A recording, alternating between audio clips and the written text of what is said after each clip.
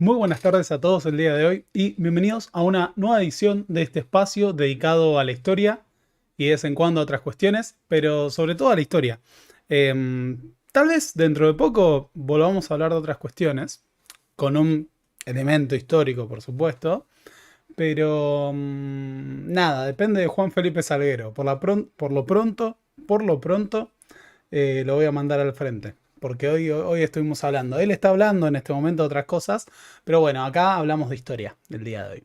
Pero bien, ahí los veo en el chat, que me queda lejos en este momento, pero son cosas que ocurren.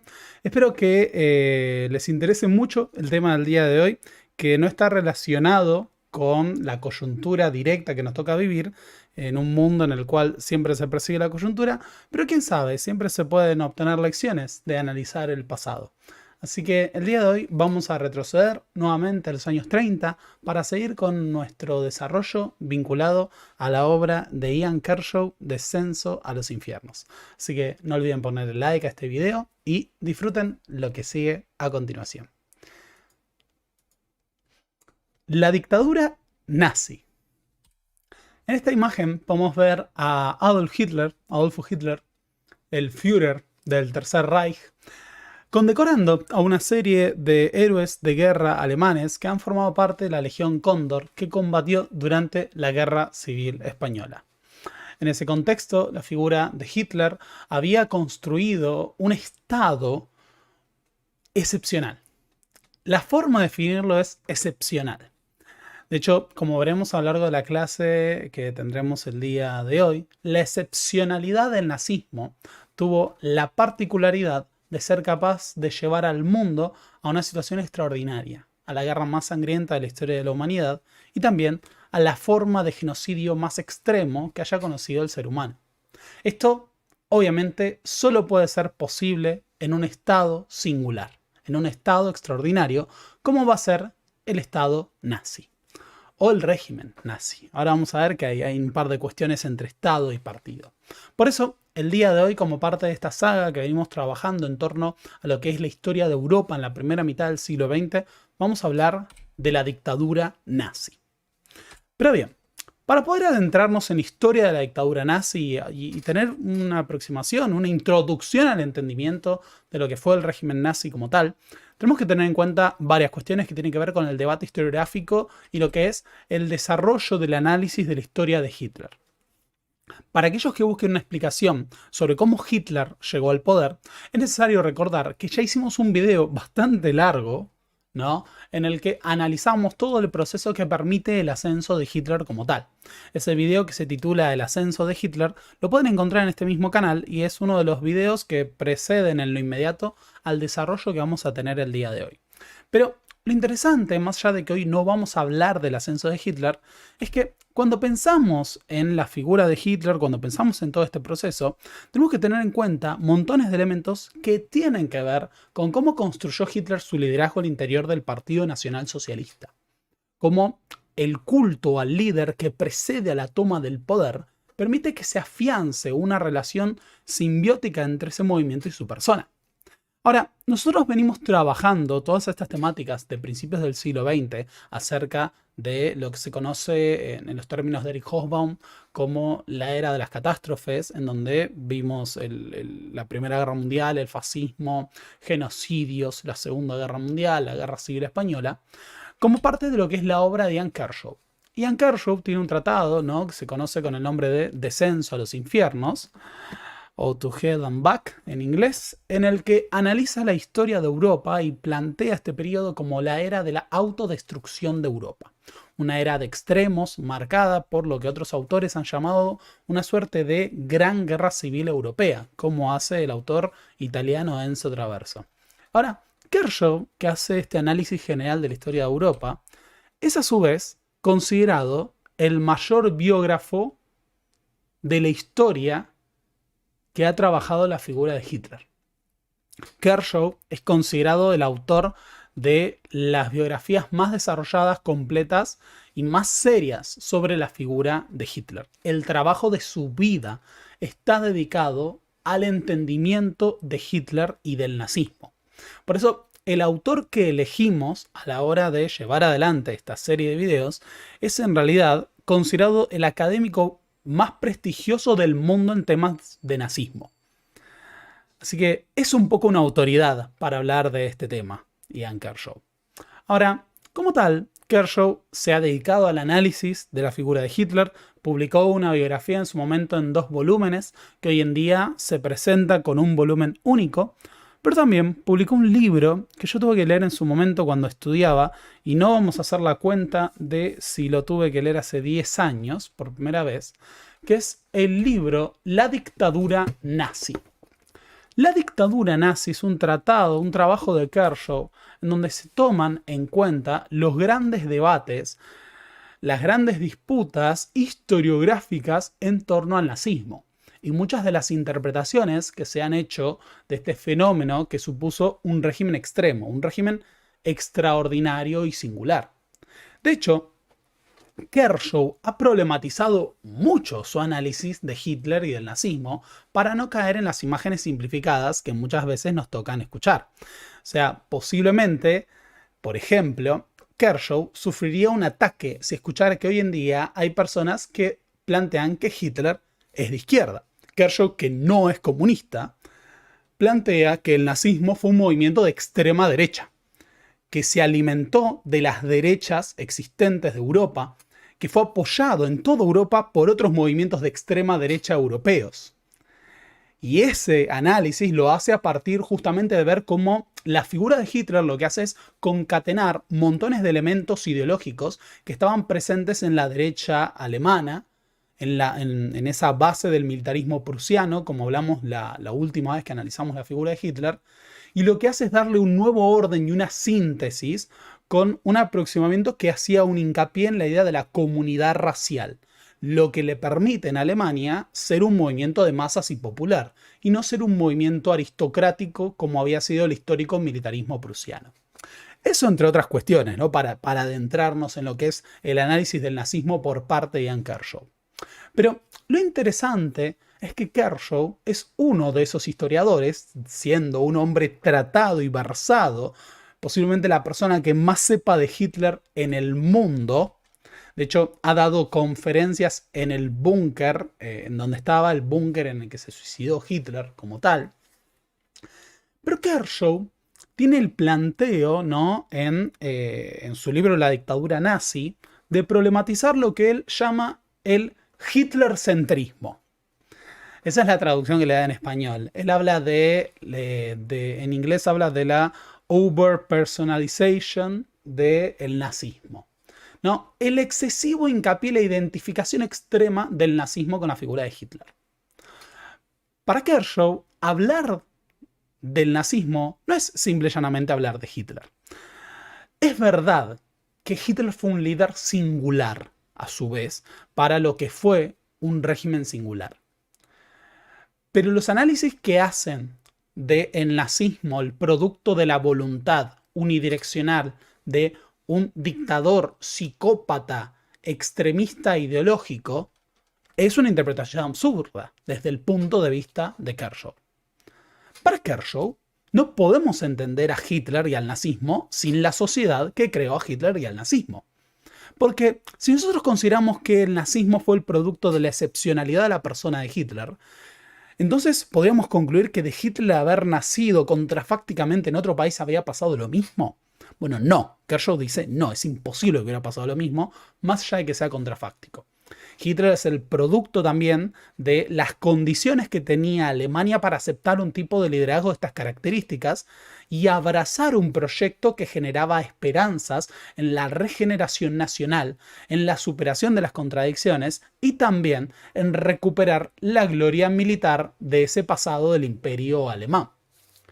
Y en ese sentido, Hitler es el producto de las condiciones materiales, culturales, ideológicas e históricas de Alemania. A su vez, es una figura singular y no podemos eliminarlo totalmente. En el debate sobre lo que es, ¿no?, esta interpretación del hitlercentrismo, Kershaw lo que plantea es aquellos que buscan explicar el nazismo a partir de la psicología de una persona descarriada, caen en un absurdo, en una simplificación que solo sirve para alimentar el mundo de los chimentos históricos y las curiosidades. Porque no podemos entender a Hitler desde su infancia para explicar cómo un régimen dirigido por cientos de miles de personas que formaron parte activa de lo que era el régimen nazi se propusieron el exterminio de millones de seres humanos. De hecho, a lo sumo, si queremos entender de dónde sale Hitler, tenemos que ir a partir de la Primera Guerra Mundial, plantea Kershaw. Pero en torno a esto también hay otros debates, que es, bueno, el lugar de los individuos en la historia. ¿Fue Hitler simple y llanamente el producto de fuerzas que lo trascendían? No, como tal tuvo agencia, eso es definitivo. La particularidad de la persona de Hitler, su extremismo ideológico y su ferviente creencia en la causa que él mismo denominó Mein Kampf, mi lucha, lo hacen un líder singular que dirige un régimen singular. Ahora, es imposible concebir a Hitler simple y llanamente como un dictador fanático que llegó al poder, tomó presa a una sociedad, la llevó a cometer las atrocidades que cometió y simple y llanamente el problema desaparece con la muerte física de Hitler. Lo que da Kershaw por descontado. El problema no desaparece ahí. El nazismo fue un fenómeno muchísimo más amplio. Así que en esa lógica entre pensar simple y llanamente a Hitler como presa de los acontecimientos y la otra que me parece más atroz y yo detesto personalmente, que es explicar el nazismo simple y llanamente por la persona de Hitler, Kershaw plantea que no, tenemos que tener en cuenta las condiciones singulares de este régimen. Ahora igual nos vamos a adentrar en esta cuestión problemática que es el análisis comparado de Hitler y el fascismo. Porque la historiografía se ha problematizado mucho sobre cómo considerar a este régimen excepcional como el nazismo. Y Kershaw hace hincapié en la excepcionalidad del nazismo. Un régimen excepcional que lleva al mundo a la guerra más sangrienta de la historia de la humanidad y comete la forma más extrema de genocidio. ¿Cómo lo podemos catalogar?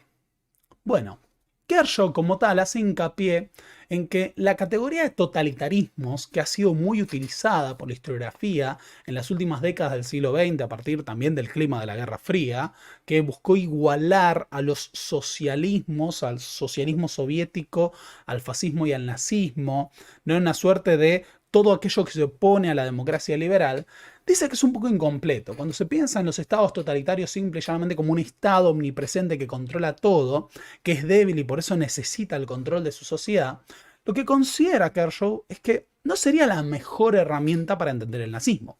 Porque el nazismo contó con una gran base de apoyo que trascendía al propio Estado, y sobre eso vamos a hablar cuando veamos la relación del nazismo con la clase empresarial alemana y también la relación entre el Estado nazi y el partido nazi. Pero el otro punto interesante es el debate sobre si podemos entender al nazismo como fascismo. Kershaw, en La dictadura nazi, sostiene que el nazismo, por montones de elementos, fue una forma extremada de fascismo. Hay muchas semejanzas estructurales, pero explicar que es una forma extremada de fascismo no se explica simple y llanamente por la singularidad de la figura de Hitler. A ver, Hitler tiene la particularidad de incorporar un supremacismo racial que si bien podía aparecer en Mussolini en sus campañas exteriores, no es el eje central del fascismo italiano. Lo que plantea Kershaw es que esta forma extrema de fascismo que va a representar el nazismo como tal, ¿no? Y que va a superar ampliamente los niveles de apoyo militante, los niveles de violencia, los niveles de supremacismo, de imperialismo militar, son el producto no solo de la singularidad de la figura de Hitler, sino de la sociedad que lo vio nacer.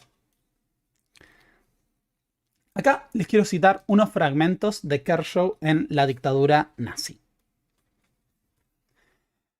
El concepto de fascismo es más satisfactorio y aplicable que el de totalitarismo para explicar el carácter del nazismo, las circunstancias de su crecimiento, la naturaleza de su gobierno y su lugar en un contexto europeo en el período de entreguerras. Las similitudes con otros tipos de fascismo son profundas, no periféricas. Las características del nazismo colocan al fenómeno claramente dentro del amplio contexto europeo de movimientos radicales antisocialistas, nacional-integristas, que también rechazaban las formas, aunque no la sustancia económica de la sociedad burguesa y derivadas. Estos movimientos derivaron de la era de abierto conflicto imperialista y emergieron de manera notable durante los desórdenes siguientes a la Primera Guerra Mundial. Después problematiza la cuestión del totalitarismo, pero plantea: las características peculiares que distinguen al nazismo de otras importantes manifestaciones de fascismo solo serían completamente entendidas dentro de las estructuras y condiciones de los desarrollos socioeconómicos e ideológico-políticos alemanes en la era de la burguesía industrial. Sin duda, la persona, ideología y función de Hitler tienen que ser ubicadas en esas estructuras y relacionadas con ellas. Sin duda, Hitler desempeñó personalmente un papel vital tanto en el ascenso del nazismo como en el carácter del gobierno nazi. Pero el significado de su papel solo puede ser evaluado relacionando su aporte a las condiciones que lo produjeron y le dieron forma, y que no podía él mismo de manera autónoma controlar, ni siquiera en su momento de máximo poder. El nazismo fue en muchos sentidos efectivamente un fenómeno único, pero su singularidad no puede, salvo en un sentido superficial, ser solamente atribuida a la singularidad de su líder. Así que en esa idea, ¿no?, del hitlercentrismo, de centrarnos totalmente en la figura de Hitler para explicar el nazismo, dice Kershaw, estamos perdiendo el foco de la cuestión, que es cómo es gestado el nazismo en una sociedad marcada por el militarismo, el nacionalismo, el trauma de la Primera Guerra Mundial, un antisemitismo preexistente y un deseo de regeneración de ese orgullo y prestigio militar que había tenido el Imperio Alemán. Por eso, para explicar a la figura de Hitler, no podemos quedarnos simple y llanamente, para explicar el nazismo, no podemos quedarnos simple y llanamente en esas visiones fetichizadas de la figura de Hitler, centradas en sus aspectos ideológicos. Es verdad, Hitler fue un líder singular, en un régimen singular y extraordinario, pero no se puede explicar solo por su persona. Lo interesante, dice Kershaw en Descenso a los Infiernos, cuando pensamos en lo que es el análisis del fascismo italiano, no la categoría fascismo amplia, sino del fascismo italiano, y lo que es el nazismo en Alemania, es las enormes similitudes que hay en los procesos que permiten la toma del poder, e incluso en los pasos iniciales de estos gobiernos. Nosotros hablamos de lo que es el uso de la violencia, la militancia y los grupos de choques de Hitler como como el proceso que permite consolidar su liderazgo y abrirse camino al poder. El culto a la violencia, a la acción, la irracionalidad. En nuestro video sobre el ascenso de Hitler explicamos una cuestión muy importante para entender la dimensión de dictadura del nazismo, es que el nazismo no fue votado por el conjunto de la población de Alemania. Cuando vemos las últimas elecciones, antes de que se le entregue el control del Estado a Adolfo Hitler, vemos que prácticamente había más población que había votado a la izquierda a finales de 32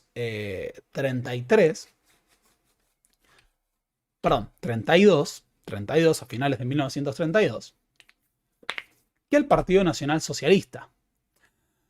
Hitler lo que hace es ser invitado a tomar el poder y desde ese lugar, invitado por lo que era la clase política tradicional prusiana o la derecha tradicional prusiana, los que había tenido la voz cantante durante el Imperio Alemán, durante el Segundo Imperio Alemán, va a lograr construir un nuevo poder basado en principios dictatoriales. Y me refiero a principios dictatoriales cuando pensamos en la idea de una emergencia y medidas extraordinarias para ejercer ese poder.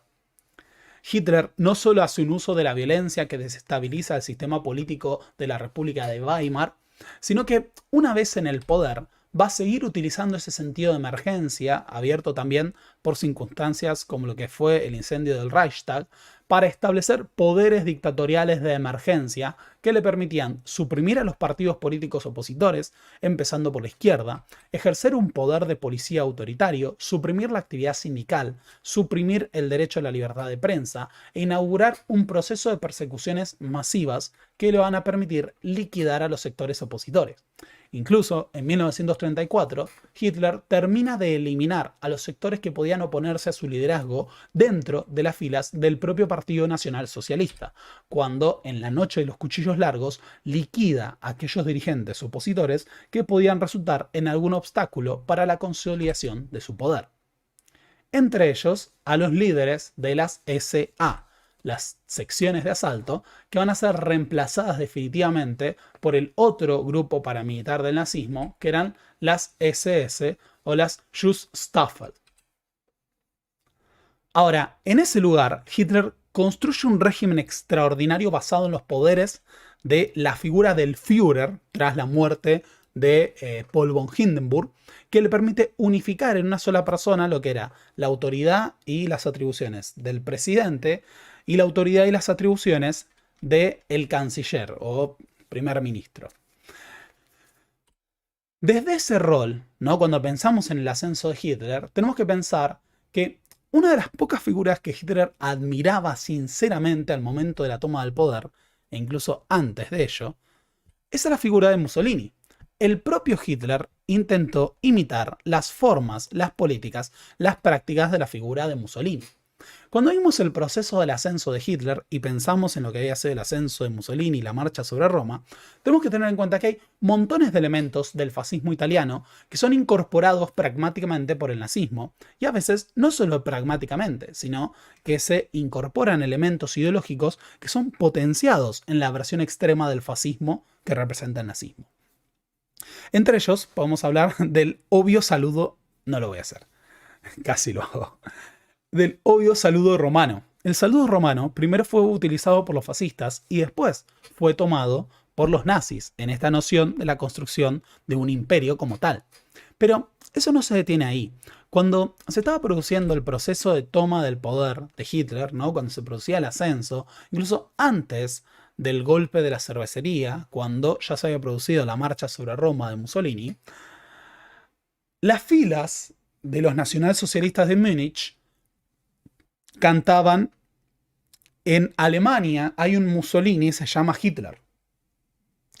El recurso a los hombres nuevos forjados en los campos de batalla de la Primera Guerra Mundial, el antibolchevismo, la violencia política, el ataque a el sistema democrático o demoliberal, como lo llamaban, o republicano o burgués, el ataque a las minorías, la reivindicación de un pasado imperial, el culto a la guerra como una fuerza purificadora, eran elementos que primero había tenido el fascismo italiano y que después desarrolló el nazismo casi por imitación. Aquellos que quieran un análisis de cómo se produce la toma del poder por parte de Mussolini, también hicimos un video al respecto.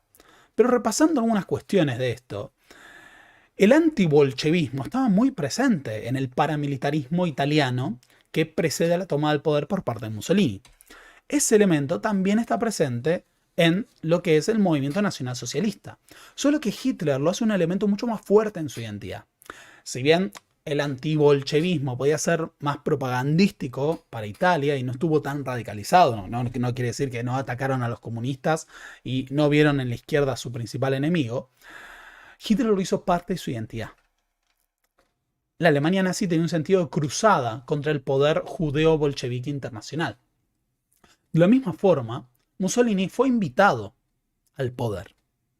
Mussolini no llega con un golpe de Estado. Es convocado por la élite tradicional italiana que rodea a el rey Víctor Emanuel III para que forme un cogobierno con la derecha tradicional italiana. De la misma manera, Hitler fue invitado a formar un cogobierno con la derecha tradicional alemana, de hecho un gobierno que sería presidido por Paul von Hindenburg, y ambos terminaron desbocando, ¿no? No me sale la palabra que quería usar. no es desbocando, igual también desbocando.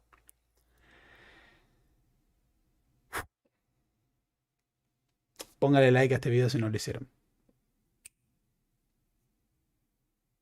Pausa. Nunca está, vengo hablando muy rápido, nunca está mal hacer una pausa. Aventurero está gaga. Ok. Ambos terminan cooptando la derecha tradicional y desbarrancándola de su lugar para ejercer el poder. En ambos casos lo que tenemos es una invitación por parte de esos sectores y esas élites tradicionales que de repente van a ver cómo el conjunto del Estado es tomado por estos movimientos extraordinarios, que inmediatamente toman medidas dictatoriales para ejercer y consolidar su poder.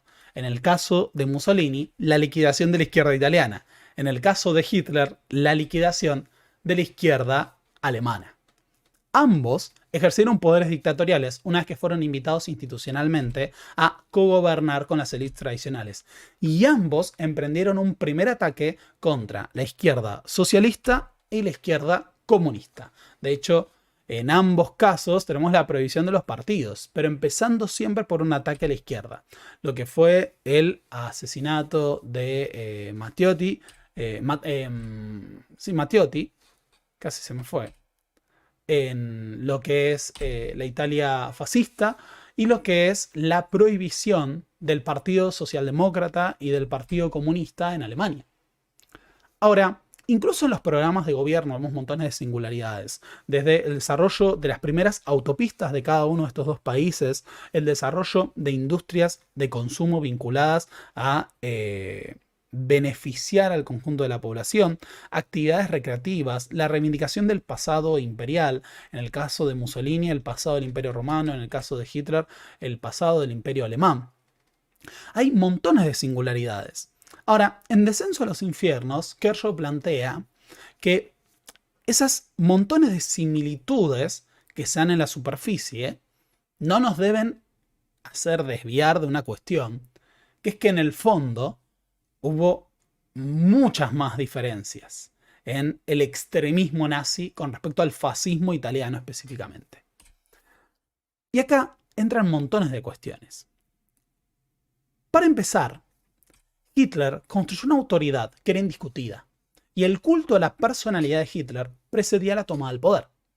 Hitler era básicamente venerado como una suerte de representación de los valores heroicos, nacionales, militaristas, del orgullo alemán, antes de tomar el poder. El Führer protagonizaba discursos sumamente histriónicos, carismáticos, en donde se hacía uso de esas primeras ideas de lo que era la psicología de masas, como vimos, ¿no?, con la figura de Goebbels, para encantar a su población. Y una vez que asuma el poder, pasa a ser el Führer. Y como Führer, no comparte ese poder en el sentido de una figura que es cabeza de Estado con ninguna otra fuerza.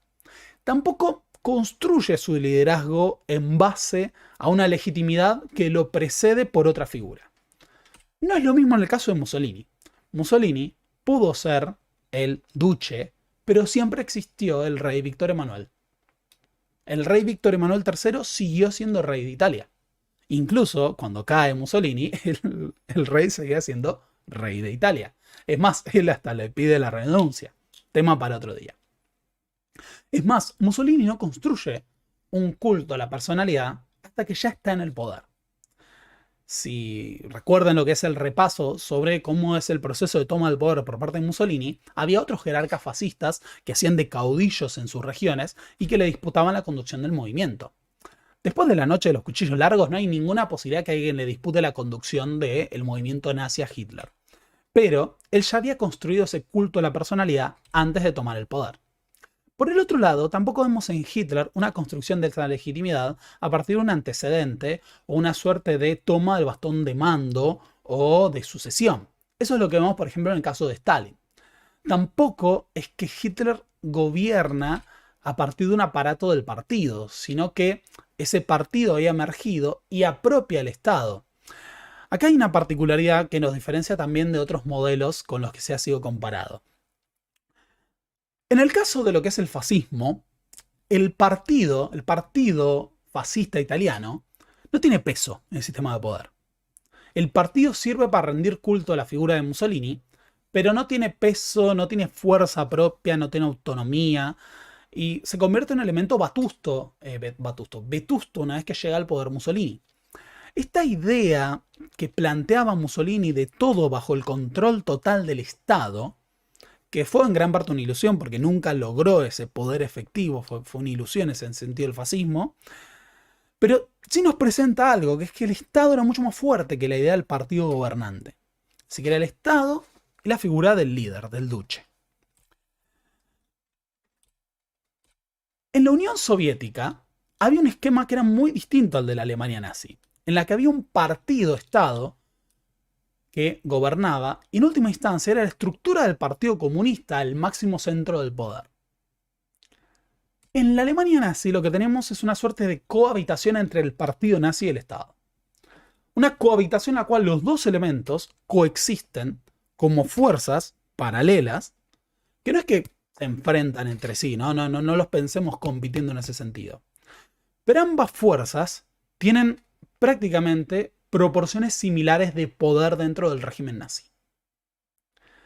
Los cargos del partido eran extremadamente importantes dentro del movimiento. Incluso rangos militares, rangos de funcionarios, se determinaban en función de la posición dentro del partido. Pero el partido siempre mantuvo autonomía, siempre mantuvo su propia fuerza militar incluso, como vamos a ver ahora con este desarrollo. Ahora, hay muchos debates sobre cómo definir al Estado nazi o al régimen nazi. Un elemento, un concepto que utiliza Kershaw en la dictadura nazi para pensar ese Estado nazi, por el debate de si Hitler era un dictador débil o un dictador fuerte. Kershaw no cree que Hitler ejercía unilateralmente el poder, que había una voluntad suprema hitleriana que marcaba el rumbo de todo con una población o funcionarios y adictos al régimen que permanecían pasivos, receptores de esas órdenes. Pero tampoco toma la idea de que Hitler era una figura totalmente débil o controlada por otras fuerzas, como podía pasar en un momento con Mussolini. Él utiliza el concepto de un estado policrático, un estado en el que hay distintas instancias de poder. El Estado, el Führer, el partido, el movimiento, el ejército, los empresarios. En ese sentido, el sistema de poder del nazismo es mucho más corporativista que el fascismo italiano como tal. En el sentido de que cada una de estas corporaciones tenía un peso y una fuerza propias que las hacían compartir el poder en una estructura que constituía el régimen, en la que el partido, por ejemplo, coexistía con el Estado. En ese sentido, después vamos a hablar de la relación entre el empresariado alemán y el régimen nazi. La particularidad de este Estado, de este partido, es que, a diferencia del fascismo italiano, que era mucho más pragmático y que tenía unos principios vagos, en el caso de Hitler y lo que era el movimiento nazi antes de tomar el poder, hay una serie de principios ideológicos y una doctrina, si queremos, que estaba fuertemente asentada. A pesar de que el nazismo engrosó sus filas en el proceso de engorde que precede a la toma del poder tras el inicio de la Gran Depresión, había una ideología clara, basada en los principios de la ideología Völkisch, de la comunidad racial, la idea de un supremacismo ario militarista e imperialista, un rechazo a las élites tradicionales, la guerra de razas contra el judeo-bolchevismo, que era la base para la supervivencia de la raza aria. Todos estos elementos existen en el partido antes de la toma del poder. La gran particularidad, dice Kershaw en Descenso a los Infiernos, es que estos principios ideológicos radicalizados y extremistas, que eran la base de un movimiento, de un partido político que era un actor más en el juego de poder en Alemania, pasa a ser la ideología de un Estado. La gran novedad, y esta particularidad, es que este movimiento sumamente radicalizado y extremista como era el nazismo, pasó a controlar el Estado. Y guiados por esta ideología, tuvimos el control de un Estado moderno que era una potencia. que estaba derrotada, es verdad, que había enfrentado montones de sanciones, que había enfrentado castigos, amputaciones de territorio, pero que había sido históricamente en los últimos 60 años la principal potencia de Europa continental. En ese sentido hay una gran diferencia en lo que representa la toma del poder en una Italia que era más atrasada, que tenía un estado más débil por parte de Mussolini, y lo que representa la toma del poder por parte del nazismo de una Alemania que ya es una potencia industrial, a pesar de estar castigada, que ha sido una potencia militar, que tiene un sentido de orgullo nacional y pretensiones imperiales, que tiene una larga historia atrás. Y ahora, ese Estado moderno con una burocracia mucho más profesional y con esa trayectoria, pasa a ser gobernada por un régimen extremista. Ahora, el fondo de esta cuestión también es el uso pragmático que hizo Hitler de esa doctrina que era muy evidente, que estaba muy clara para los que eran seguidores del Partido Nacional Socialista antes de la toma del poder. Ahora, esos principios teóricos e ideológicos tenían una aplicación que podía resultar más vaga y más ambigua. Porque, a ver, dentro de lo que era la sociedad, bueno, esta idea de la superioridad aria, la supremacía del pueblo alemán, la comunidad racial, bueno, era un sentido de unidad nacional. Pero implicaba el exterminio de los grupos que no estaban atravesados por que no compartían la sangre con esa comunidad racial. Eso es algo en lo que no pensaba el conjunto de la población.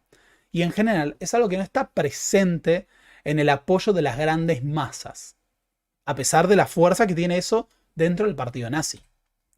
Hay otros principios más.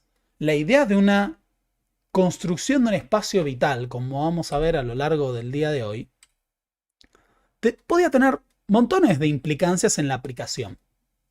¿Qué era el espacio vital? Bueno, cierto dominio de Alemania sobre los países de Europa Central y del Este, tal vez. O implica una expansión territorial a gran escala por toda Europa. Estas ideas que estaban presentes en la narrativa del nazismo junto al militarismo y la defensa de la necesidad del rearme para asegurar el orgullo militar alemán, eran parte de una doctrina que estaba clara, pero cuya aplicación y los límites de esa aplicación no estaban del todo definidos. Entonces, a pesar de que estos elementos en el fuero interno de Hitler ya estaban palpados en la escritura de Mein Kampf, en la idea de la guerra de razas, en la idea de la guerra y la confrontación contra el judeo-bolchevismo y en la construcción del espacio vital, todos estos temas que aparecían en el discurso, que aparecían en los elementos de la iconografía nazi, que aparecían en las campañas políticas, tenían consecuencias prácticas que para muchos resultaban ambiguas. Sí, bueno, va a haber una expansión hacia un espacio vital por parte de Alemania. Se escucha bien, ¿no? Me escuchan bien todos, calculo. Por favor, cuando puedan, me lo dicen. Pero eso supone que va a ir a Alemania a una guerra contra el conjunto de las potencias europeas. Por ejemplo, la eliminación de los judíos pasó a ser un elemento más o menos claro en el programa nazi. ¿Pero qué implicaba la eliminación de los judíos? Bueno, su expulsión, su deportación, un régimen de apartheid, o implicaba el exterminio físico masivo. Eso, a pesar de estar muy presente, tenía consecuencias prácticas que no estaban del todo definidas al momento de la toma del poder y durante el ejercicio del poder por el nazismo en los primeros años. Ahora, si tenemos que diferenciar a esta forma extrema de fascismo, el punto de fondo que lo diferencia enormemente de lo que era el régimen de Mussolini es el elemento racista y supremacista. La idea de la superioridad racial y la comunidad racial que forja el nazismo se separa ampliamente de cualquier otro modelo que estuviera presente en tanto el fascismo como otros regímenes totalitarios que hubo o dictatoriales que hubo en este periodo en Europa. Esto ya estaba presente antes de la toma del poder y estaba sugerido en las representaciones del pueblo y el hombre alemán, ¿no? Ese hombre que era viril, que era blanco, que era ario, que representaba los valores militares, marciales y heroicos del pueblo alemán. En este sentido, la idea del perfeccionamiento de la comunidad racial y las explicaciones biológicas de la superioridad aria ocupan un lugar central en el régimen nazi que no van a ocupar en ningún otro régimen de estas características. Y si lo pensamos, la idea de tener un pueblo fuerte, sano, biológicamente superior, estaba intrínsecamente ligado al objetivo supremo de Hitler, que era el de la guerra. Para Hitler, la guerra no era un accesorio de su régimen, sino una necesidad. Era a través de la guerra que iba a marcar la supervivencia de la raza alemana, de la raza pueblo alemán, que se iba a asegurar la supervivencia de un Reich que durara 1000 años. Y en este sentido, la idea de una guerra, de una confrontación de razas que se vivía en el plano interno frente a la infiltración de los judíos, de los Untermenschen, de los comunistas, de los descarriados, también se proyectaba hacia el exterior en el poder del judeo-bolchevismo internacional, representado como una sinarquía, como un aparato de gobierno que está detrás de todos los grandes poderes del mundo.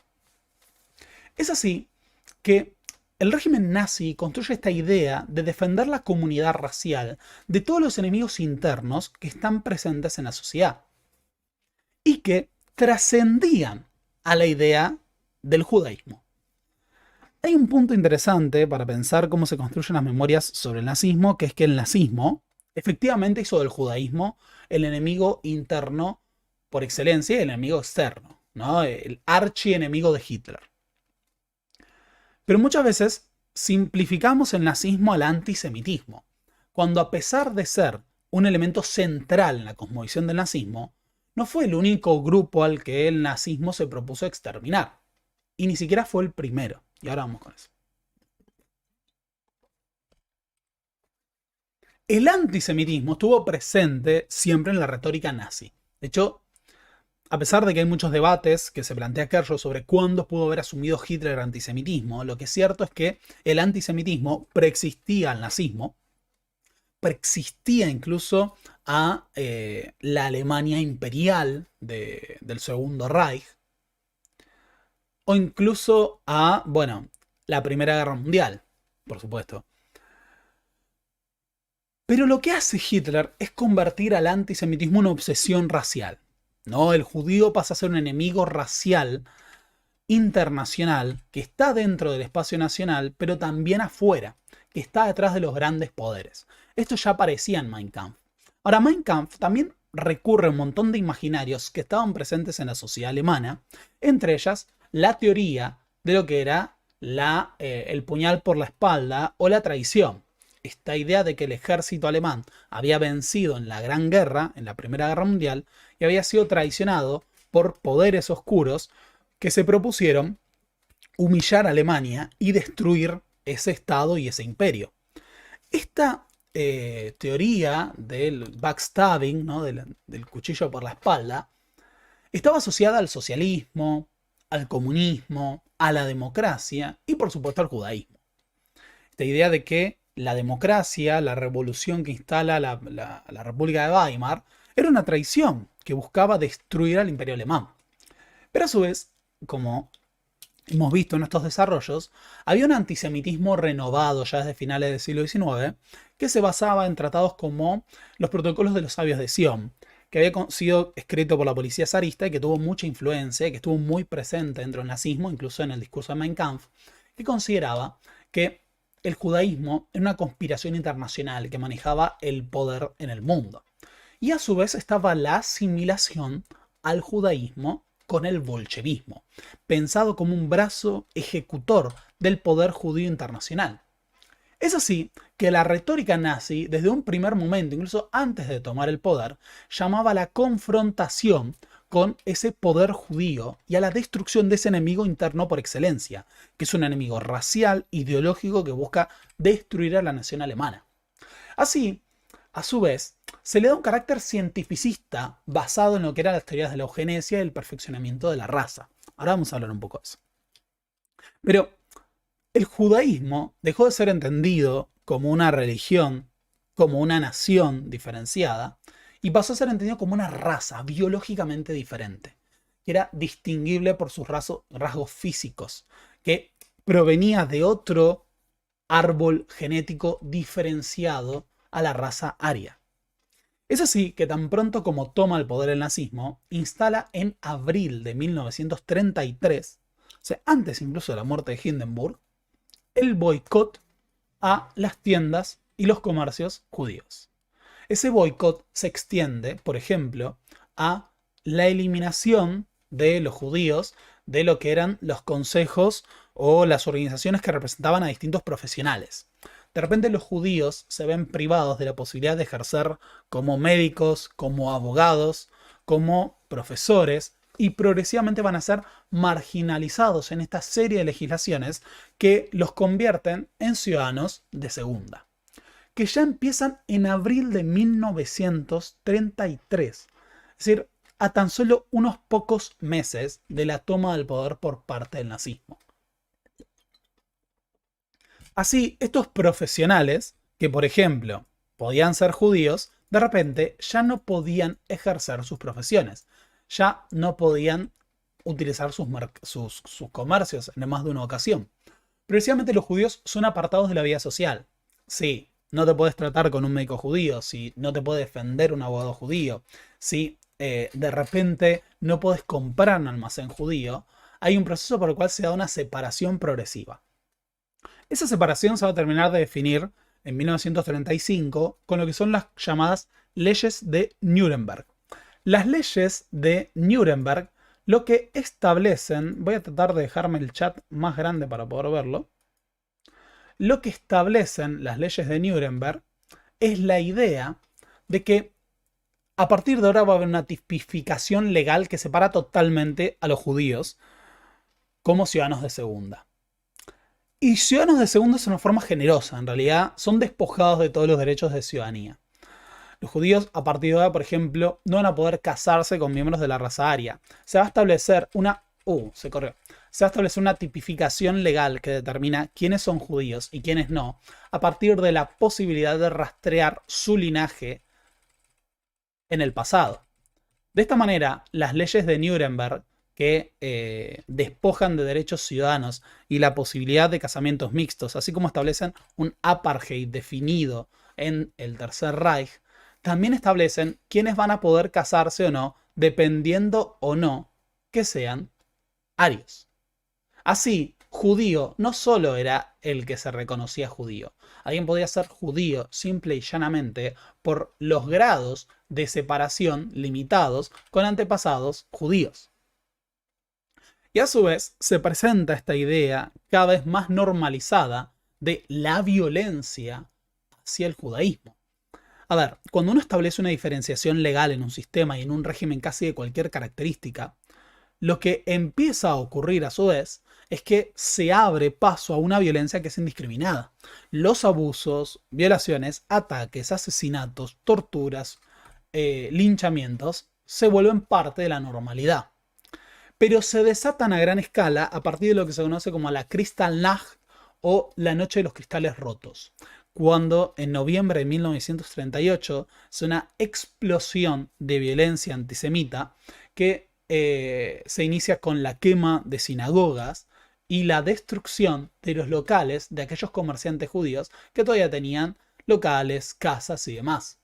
Esta destrucción material protagonizada no solo por miembros de la CSS y del partido nazi, sino también por ciudadanos de a pie que de repente son movilizados en este odio y ese rechazo hacia el judaísmo, lleva también al asesinato de decenas de judíos, a que haya cientos de judíos heridos y torturados y al encarcelamiento de miles.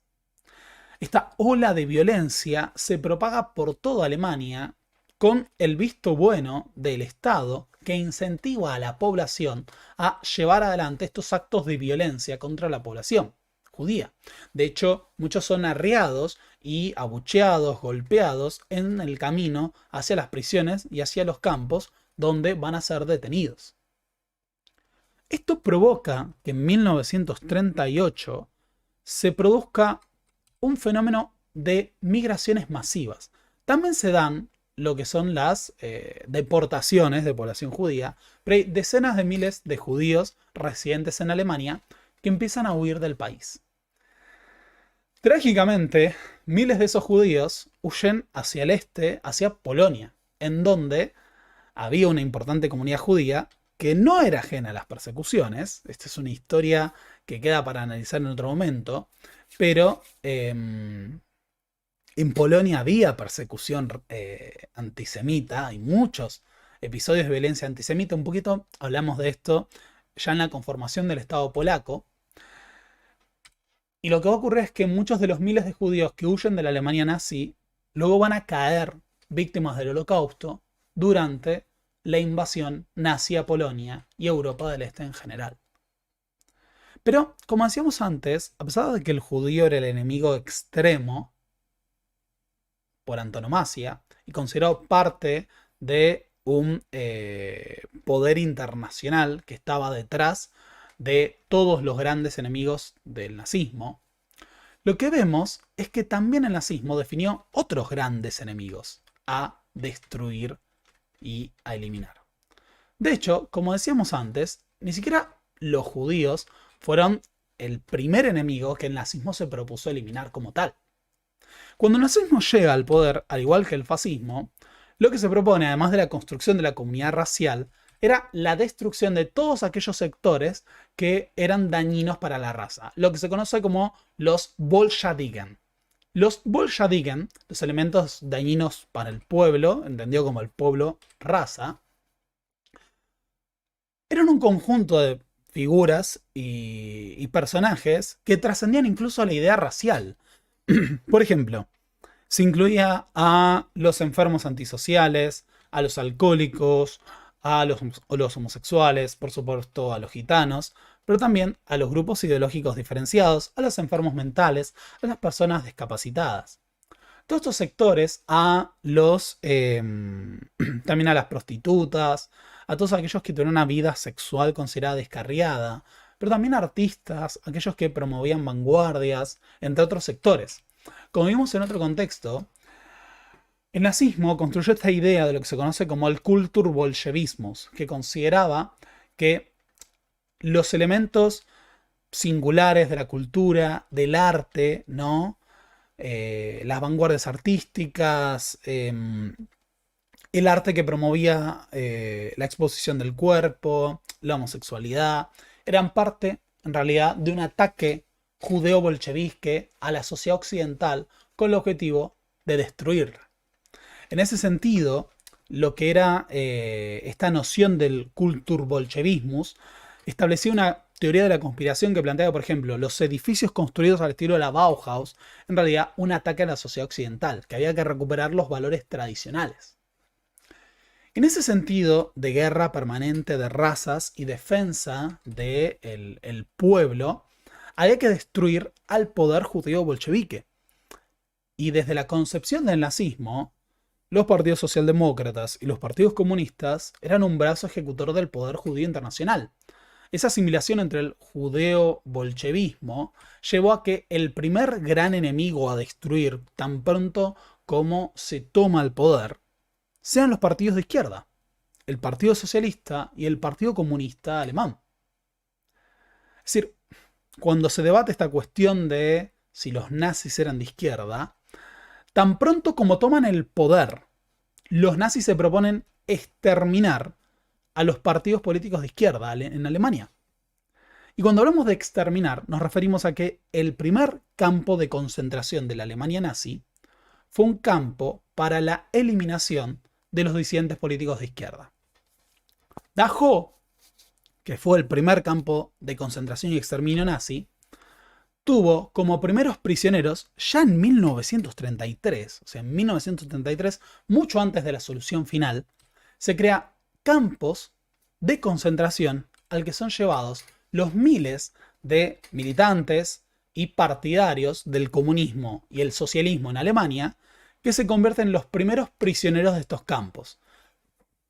Luego se le sumarán homosexuales, se le sumarán personajes considerados descarriados, criminales, prostitutas, testigos de Jehová, judíos, por supuesto. Pero los primeros campos empiezan a emerger tan pronto como se crea el nazismo, no para eliminar a los judíos, sino para eliminar a los comunistas y a los socialistas, considerados también parte del gran problema. Esto es importante porque, dice Kershaw, la oposición izquierdista era la única que había presentado una verdadera resistencia a Hitler antes de la toma del poder. Y Hitler no llega apoyado por toda la población. Y lo que se propone inmediatamente es desactivar esa posibilidad, la posibilidad de que haya una fuerza opositora al nazismo. Es así que en estos campos se va a iniciar el exterminio como tal, que como primeras víctimas va a tener a los militantes políticos de la izquierda alemana. Ahora, los encargados de regir esos campos, en los primeros años ya desde la conformación, van a ser los miembros de las SS, entre ellos Heinrich Himmler. Himmler, comandante de las SS, va a ser el encargado de supervisar el funcionamiento de estos primeros campos de exterminio, que son puestos bajo el brazo militar del nazismo. Las SS, con la toma del poder por parte del nazismo, se convierten en una fuerza militarizada de élite. No es ya simplemente un grupo de choque, sino que se convierte en una suerte de gran reserva ideológica del movimiento nazi. Pertenecer a las SS era pertenecer a un cuerpo ideológico de élite, que se dedicaba a la liquidación de los enemigos del nazismo, que como tal, ¿no?, necesitaba de un fuerte adoctrinamiento ideológico, una fuerte disciplina y un convencimiento. Las SS entonces, que eran parte del partido como tal, ejercían para la seguridad interna, para la defensa del Führer, para la persecución de sus enemigos, participaban de la vigilancia de los campos de concentración y exterminio, de las campañas de purificación racial, de las campañas de purificación más allá de las fronteras de Alemania. Se mantenía un control estricto del funcionamiento de las SS como parte de esta comunidad racial, como los miembros destacados de esa comunidad. Incluso la Gestapo, que va a ser la policía secreta, la policía política del nazismo, es puesta al servicio de las SS. O sea, las SS, que eran una extensión del partido y no del Estado, controlan a la policía secreta, encargada de perseguir, torturar y eliminar a los opositores políticos, raciales e ideológicos del nazismo. Es por eso que en la figura de Himmler tenemos al comandante de las SS, pero también tenemos al comandante de la Gestapo, porque hasta la policía secreta funcionaba como un brazo de las SS. Posteriormente, incluso antes de la Segunda Guerra Mundial, se van a crear las Waffen-SS, que va a ser el brazo, la estructura militar propiamente del partido nazi. Ahora, esta obsesión con la comunidad racial superior va a estar teñida también de toda una serie de políticas que apuntan hacia la eugenesia. Esta definición del enfrentamiento racial entre los arios y las comunidades inferiores, razas inferiores presentadas como barbáricas, plantea esta oposición con los Untermenschen. Los Untermenschen son los infrahumanos. Incluso hubo una película estatal del nazismo con el nombre Der Untermensch, el subhumano, que presentaba una imagen estereotipada de estas razas inferiores enfrentadas a la raza aria que debían ser exterminadas. Los propios manuales se diferenciaban estas razas, la raza nórdica, la raza mediterránea, la raza oriental, entre otras. Incluso se planteaba justamente esta superioridad física que era intrínseca a la propia raza aria frente a los Untermenschen descarriados, presentados con rasgos monstruosos, adulterados, corrompidos en más de una ocasión. También estaba esta idea de que si la población aria se mezclaba con los Untermenschen, lo que iba a ocurrir es que los Untermenschen, con sus rasgos atrofiados, inferiores, corrompidos, se iban a convertir en la mayor parte de la población. ¿Vieron que hoy en día hay sectores que hablan del gran reemplazo? Esta idea de que los europeos y los occidentales van a ser reemplazados por otros grupos. Bueno, esa teoría del gran reemplazo es en realidad originalmente una teoría nazi. Esta idea de que si los arios no defienden su comunidad racial, si siguen mezclando, la raza se va a corromper y la nación alemana va a ser una nación de Untermenschen. Esto era lo que había que evitar, era la monstruosidad, el Untermenschen, los Untermenschen. Es por eso que uno de los grandes elementos que aparece en las políticas del nazismo es la eugenesia. La eugenesia precede al nazismo, y este es un capítulo recontra incómodo de la historia de Europa y también de Estados Unidos, también un poquito en Argentina y en otros países, que es que la eugenesia era entendida como una ciencia del perfeccionamiento de la raza, entendida también como la mejora de las condiciones biológicas de los seres humanos. En Alemania,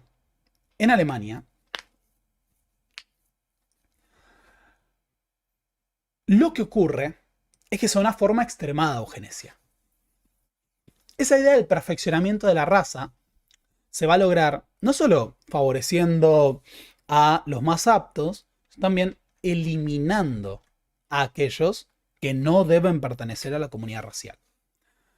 La eugenesia entonces lleva, por ejemplo, a la eutanasia masiva de niños. Yo acá no quise poner las fotos, pero niños que nacían con algún padecimiento físico, con alguna incapacidad o con alguna enfermedad, eran considerados monstruosos y se los asesinaba. Se practicaba la eutanasia con miles de niños ya en los primeros años. También se practicó la esterilización forzada. Quiero remarcar esto. Alemania no es el único país que hizo estas cosas. Estados Unidos también practicó la esterilización forzada. Fujimori practicó la esterilización forzada en los 90, el dictador peruano. Hasta para plantearlo. Pero la escala en lo que hace Alemania es masiva. También se esterilizan enfermos mentales, homosexuales, personas que sufrían de alguna discapacidad. También se practica la eutanasia, directamente eliminar. Por ejemplo, la primera vez que se van a utilizar cámaras de gas para el exterminio físico es para los enfermos mentales y los discapacitados, que son eliminados a través de la utilización de gas mortal. Así, la idea de la comunidad racial fue planteada a partir también no solo de las mejoras en salud y eso, como hacían muchos partidarios de la eugenesia en el mundo, sino también a partir del exterminio de aquellos considerados no aptos para pertenecer a la comunidad racial, incluso los niños. Ahora, esta obsesión racial también se trasladaba a otras cuestiones, como por ejemplo, evitar la mezcla, ¿no? Evitar los casamientos mixtos, no solo con judíos, sino también en general con los que eran considerados Untermenschen, como los eslavos. Así se construiría una comunidad racial pura, asociada a la fuerza, la virilidad, cuerpos sanos. Ojo, de la mano de todo esto se fomentó todo un desarrollo vinculado a la medicina para asegurar cuerpos fuertes y saludables de los que pertenecían a la comunidad racial. Los otros sectores van a ser brutalmente eliminados. De hecho, también en los campos de concentración, pronto, como mencionábamos, habría todo tipo de disidentes. Ahora, a la par de esto, aquellos que eran considerados parte de la comunidad racial veían cómo se impulsaban políticas que, por ejemplo, subsidiaban los matrimonios, subsidiaban el tener hijos. Había sociedades de ayuda beneficiaria, comedores, enfermerías, no me sale para orfanatos, no, guarderías para matrimonios que trabajaban. Así se fomentaba una idea de que los miembros de la comunidad racial podían disfrutar de un Estado que se parecería mucho a este modelo de estado de bienestar como nosotros lo entenderíamos. Hay un Estado benefactor hacia la comunidad racial, no hacia la totalidad en ese sentido, no hay un Estado igualitario. Hoy en día, muchos análisis sobre cuál fue la base social de apoyo del nazismo plantea que el principal sector estuvo en lo que consideraríamos la clase media y la clase campesina. Pero la idea de pertenecer a una raza, a un colectivo, la idea de regeneración nacional, de recuperación de glorias pasadas, la idea de pertenecer a esta comunidad, a este volque, a este pueblo raza, resultaba atractivo y terminaba cooptando a grandes masas de la población que, por ejemplo, asociaban a este nuevo régimen con la superación de las grandes penurias económicas de la primera posguerra. Alemania había experimentado una hiperinflación en los años 20. La Gran Depresión había golpeado particularmente a Alemania. Avanzados los primeros años del gobierno de Hitler, se estaban superando las consecuencias de la Gran Depresión. Incluso un proceso de industrialización. Eso permitía que una parte importante de la población sintiera una suerte de normalidad económica. También una idea de bienestar, de mejora en el nivel de vida, que tenía una base empírica. Hitler estaba preparando un pueblo para ser físicamente capaz de lo que vendría. Esta obsesión también iba de la mano de pensar en cuerpos sanos, de pensar en... ¿Sigo ahí? Creo que se cortó. No, díganme que sigo ahí. Por favor, díganme que sigo ahí. Quiero creer que sigo ahí.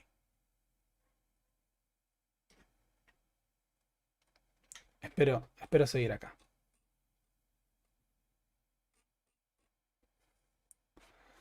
Bueno, ahí quedamos atrasados. Estoy en vivo, no se cortó. Perfecto, me quedo tranquilo.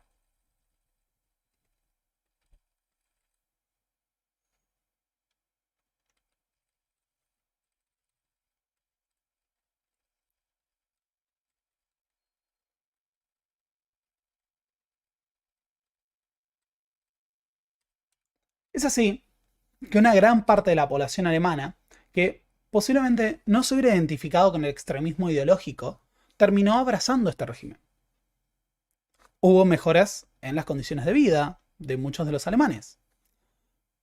Hubo una normalización en general del ritmo de la economía. Resultaba atractivo pertenecer a este colectivo. Y a su vez, había montones de elementos de la sociedad que se veían convocadas por el nazismo.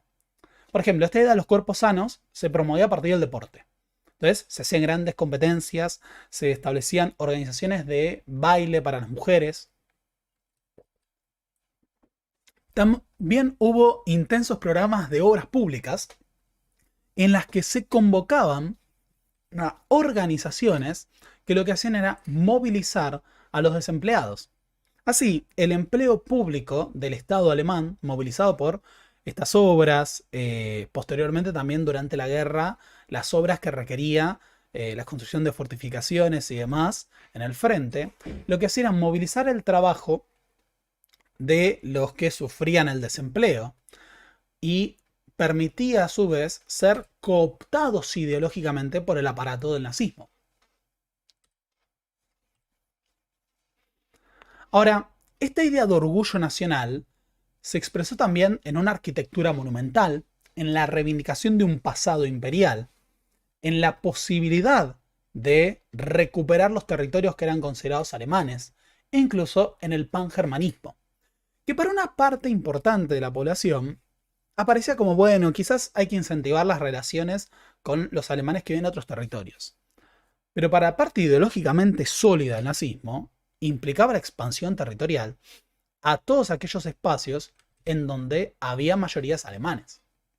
También se promovió el teatro y el cine. El teatro y el cine del nazismo lo que promovían era justamente la narrativa de la gloria militar alemana, de la entrega por la patria.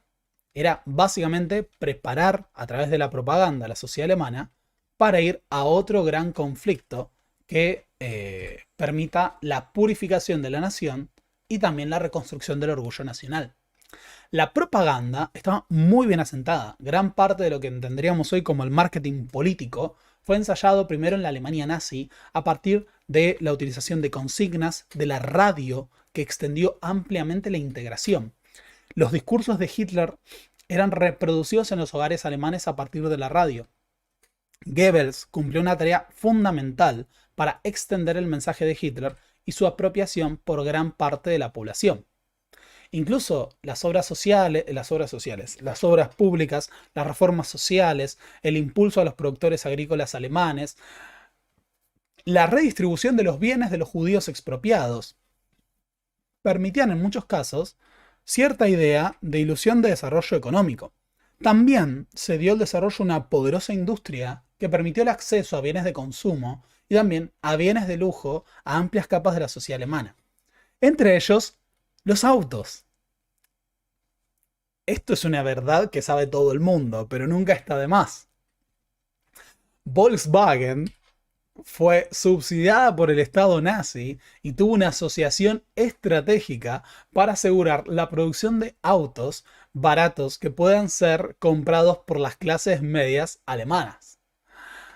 De esta manera, a través de la industria automovilística de los Volkswagen, lo que tuvimos fue una asociación estratégica que permitía el acceso a un bien que se consideraba propio de un país desarrollado.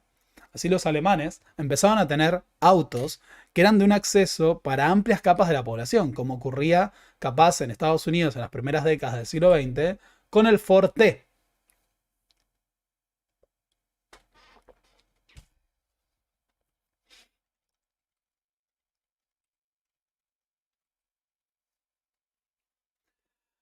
Otra forma de encuadrar masivamente a la población fue las juventudes hitlerianas. Lo que se conoce como las juventudes hitlerianas, estas organizaciones juveniles del partido nazi, funcionaban en base a la estructura del Estado y su afiliación era prácticamente obligatoria.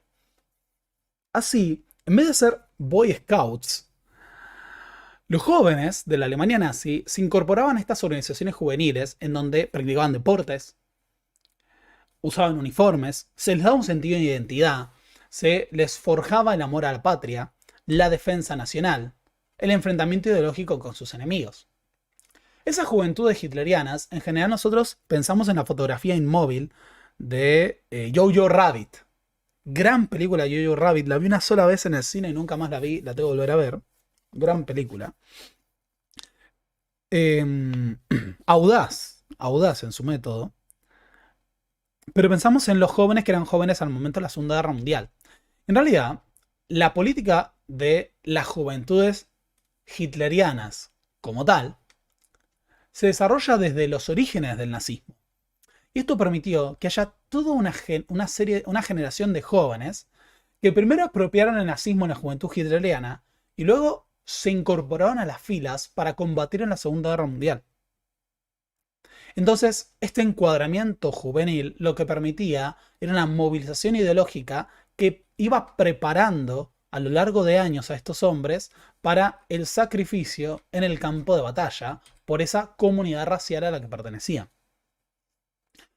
Una particularidad del terror nazi, de la persecución y la eliminación de los opositores, los disidentes, a través de la violencia y los campos de exterminio, es que estuvo fuertemente direccionada.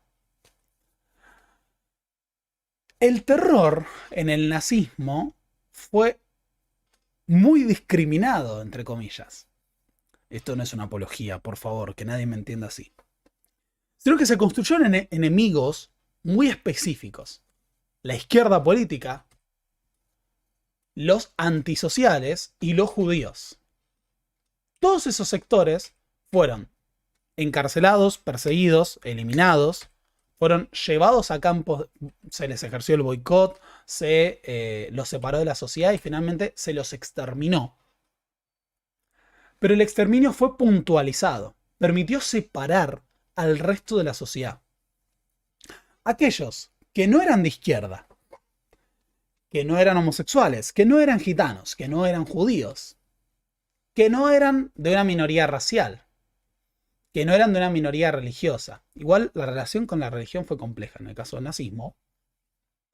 Podían sentirse parte de la comunidad racial. Había un sentido construido por parte de la sociedad y por parte del Estado que la enorme mayoría de la población era parte de esa comunidad racial y por lo tanto no sería perseguida ni atacada, sino que el ciudadano gris del nazismo muchas veces no corría el peligro de la persecución, pero el que tenía una disidencia política, el que pertenecía a una minoría, el que era judío, el que era gitano, el que era comunista, iba a ser exterminado. Así el nazismo lo que construyó fue un sentido colectivo muy fácilmente apropiado, porque los enemigos eran enemigos muy puntuales y el régimen no dejaba ambigüedades, no alimentaba sentidos paranoicos excepto por esos enemigos puntuales. Y lo que ocurría es que aquellos que apenas asomaran la oposición eran brutalmente eliminados. Así, la unanimidad del nazismo se construyó a partir del exterminio rápido de la oposición política y un control total que aseguró que la enorme mayoría de la población se sintiera parte del régimen y aquellos que fueran opositores temieran expresarlo. Porque tan pronto como, por ejemplo, los partidos comunistas intentaban reconstruir células, eran detectadas y eliminadas. Pero aquellos que no estaban integrados a la comunidad racial, por motivos raciales o ideológicos, políticos u orientaciones sexuales o cuestiones sociales, eran exterminados. Esto no fue un proceso inmediato, sino que el exterminio se fue dando, ¿no? Primero la eliminación, la entrega a campo de concentración y después lo que se conoce como la solución final, que tendrá otro video. Ahora, esta idea de Mein Kampf, de la confrontación con el judeo-bolchevismo, ¿qué implicaba? Porque ideológicamente está firmemente asentado y todos lo reconocen. Pero cuando pensamos, acá Marcos hace un comentario que sí, no quiero dejar de pasar. El nazismo construyó una narrativa y una cosmovisión que se oponía a la cosmovisión judeo-cristiana. No solo a la judía, sino también a la cristiana. El sentido de piedad, amor al prójimo, entrega a el pobre y demás, o incluso la noción de piedad, de culpa, fueron vistos como negativos, como contrarios a la comunidad racial. Como explica Ian Kershaw, las iglesias protestantes, católicas, pero sobre todo las sectas o los grupos más reducidos como los testigos de Jehová, fueron perseguidos, fueron atacados por el nazismo. Porque esa cosmovisión de poner la otra mejilla era contraria a la idea de superioridad, a la idea de orgullo marcial, a la idea de confrontación que planteaba el nazismo. Y en ese sentido, las iglesias cristianas eran contrarias. Hitler reivindicaba otra tradición, una tradición vinculada a el folclore germano y nórdico que glorificaba la guerra más que el sentido de culpa. Ahora, ¿qué implicancias tendría esa confrontación con el judeo-bolchevismo? ¿O el espacio vital? ¿Una guerra a gran escala contra la Unión Soviética? Bueno, el otro gran punto que diferencia a Hitler de Mussolini es que ambos movimientos, tanto el fascismo italiano como el nazismo alemán, eran marcadamente nacionalistas, militaristas e imperialistas. Pero la forma en que Hitler concebía el imperialismo no era el imperialismo que buscaba controlar territorios lejanos en manos de pueblos africanos o asiáticos considerados inferiores. El imperialismo que promovía Hitler era esencialmente europeo. Más allá que los nazis van a conquistar territorio fuera de Europa, en su visión, Hitler buscaba un imperio europeo. Buscaba un imperio que incluya a todos los germanos que vivían más allá de las fronteras de Alemania. Pero también la construcción del espacio vital. Esta suma de territorios, recursos y brazos necesarios para asegurar el desarrollo y la felicidad del pueblo alemán. Es así que la planificación económica fue encargada a Hermann Göring, que sería uno de los arquitectos de la economía del nazismo, pensada también para la confrontación militar. Y acá nos metemos en esta cuestión, que es el plan de industrialización y rearme del nazismo. No debí decir rearme, me estoy adelantando más de lo que quería. Pero uno de los puntos que planteaba el proyecto nazi era justamente el desarrollo de una economía moderna industrializada. Alemania había sido una potencia industrial imperial. Y el nazismo reforzó esa industria y aseguró una reconstrucción basada en obras públicas, desarrollo de transporte y desarrollo de fábricas. Ahora, ese desarrollo industrial y la planificación como tal iban a dar por resultado una pujante industria que creaba nuevos empleos.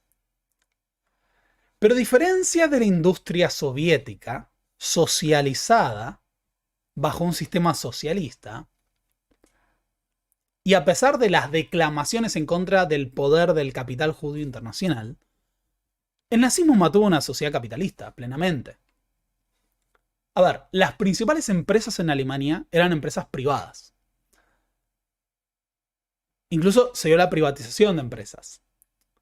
Y se defendió en esta lógica del más fuerte a los grandes monopolios históricos de Alemania. Es decir, las grandes empresas tradicionales que existían antes del nazismo fueron las grandes beneficiarias. Incluso cuando lo vemos en los números que propone el propio Kershaw. Ha habido muchos debates sobre la lógica del sistema económico nazi. Podríamos decir que hubo dos grandes interpretaciones de la relación entre empresas, Estado y nazismo. Una es la que se conoce como la interpretación liberal y la otra es la marxista tradicional. La interpretación liberal plantea que el Estado nazi fue un Estado totalitario que controló cada aspecto de la economía y que la clase empresarial fue rehén del nazismo. Que el Estado asignaba todo y que regulaba todos los aspectos de la economía. Y por el otro está la interpretación marxista tradicional, o más que tradicional, ortodoxa, hoy en día no se plantea así, que planteaba que Hitler y el nazismo eran un brazo de la burguesía empresarial alemana. Que en realidad Hitler y el nazismo es una cáscara organizada por el empresariado alemán para defender sus fines ante el ascenso del comunismo y el socialismo. Kershaw plantea otra interpretación que es la del Estado policrático.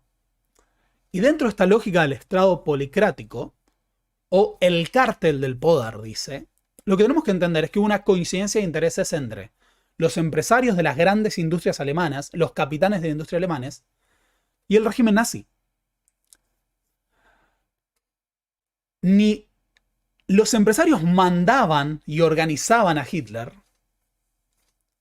ni Hitler oprimía a pobres empresarios que eran presas del nazismo. No, las grandes empresas del nazismo se beneficiaron de las políticas, se beneficiaron del refuerzo de la industria, del proteccionismo, del gasto estatal, incluso de la industria de la guerra. Y de hecho, sobre todo las grandes industrias, o sea, las grandes empresas, tuvieron un crecimiento económico por encima del crecimiento del nazismo en general. ¿Qué quiere decir esto? Que hay nazis en el chat, ¿no? Mamadera. Y uno cree que a esta altura de las circunstancias estaría superado. Pero a veces suele pasar. Y ahí uno se pregunta si está mal la violencia. Bueno, no importa. Se lo dejo ahí sugerido. ¿Qué ocurre con esto? Las grandes empresas coincidían en intereses con el nazismo. Y lo que ocurría con esto es que en esa lógica de la coincidencia de intereses, no había necesidad de forzar esa relación. El nazismo facilitó la concentración de la riqueza en las grandes empresas. Y a partir de la eliminación del sindicato, de los sindicatos, los socialistas y los comunistas, el disciplinamiento de la clase obrera alemana. Las huelgas estaban prohibidas. Entonces lo que había era una coincidencia de intereses que permitía que grandes empresas y el Estado nazi funcionaran a la par. Acá les quiero leer un fragmento de una de las grandes empresas. Hasta los últimos estadios de la guerra, los beneficios del Tercer Reich para todos los sectores de la industria y las finanzas relacionados con la producción de armamentos fueron colosales. Las ganancias no distribuidas de las compañías de responsabilidad limitada fueron 4 veces más altas en 1939 de lo que habían sido en 1928. Las empresas monopólicas fueron las más grandes beneficiarias individuales. Y en primer lugar, el gigante de la industria química, IG Farben, cuya ganancia neta anual, que había estado detenida entre 1933 y 1935, se duplicó en 1936 de 70 millones a 140 millones de marcos alemanes y saltó a 300 millones para 1940. Y sin duda alguna alcanzó niveles estratosféricos, aunque no están documentados, a partir de ese momento. Kershaw dice: en los análisis que anteceden, he tratado de separarme de las que son, en mi opinión, interpretaciones alternativas demasiado simplistas, la primacía de la política o la primacía de la economía. De la compleja relación del nazismo con los grandes intereses en el Tercer Reich, insistir en que, en última instancia, los factores económicos son los determinantes, parece efectivamente, como mínimo, una explicación inadecuada de la creciente preeminencia del profundo nihilismo del nazismo por sobre el interés económico racional. Por ejemplo, muchas medidas no eran pensadas en función de la racionalidad económica o los intereses de los grandes industriales, sino del proyecto de Hitler. Al mismo tiempo, la interpretación liberal clásica de la primacía de la política, aplicada explícita o implícitamente a conceptos de control totalitario sobre una economía al servicio de una dictadura obcecada, es apenas más convincente en su simplificación de la estructura del poder del Tercer Reich y en su constitutivo y exagerado acento puesto en la personalidad e ideología de Hitler. Es esta interpretación liberal de Hitler, un dictador todopoderoso que oprimió a todos, incluidos a los empresarios, y los puso a su servicio obligados. Sin embargo, esto sumado a la contrastante interpretación ofrecida acá, basada en la comprensión del carácter policrático del cártel de poder en el Tercer Reich, plantea una nueva serie de preguntas que giran alrededor del lugar y la función de Hitler en el gobierno de la Alemania nazi. Y ahí es donde, en otro capítulo sobre si Hitler era un dictador débil, lo que hace Kershaw es plantear la existencia de distintos polos de poder dentro del esquema del nazismo.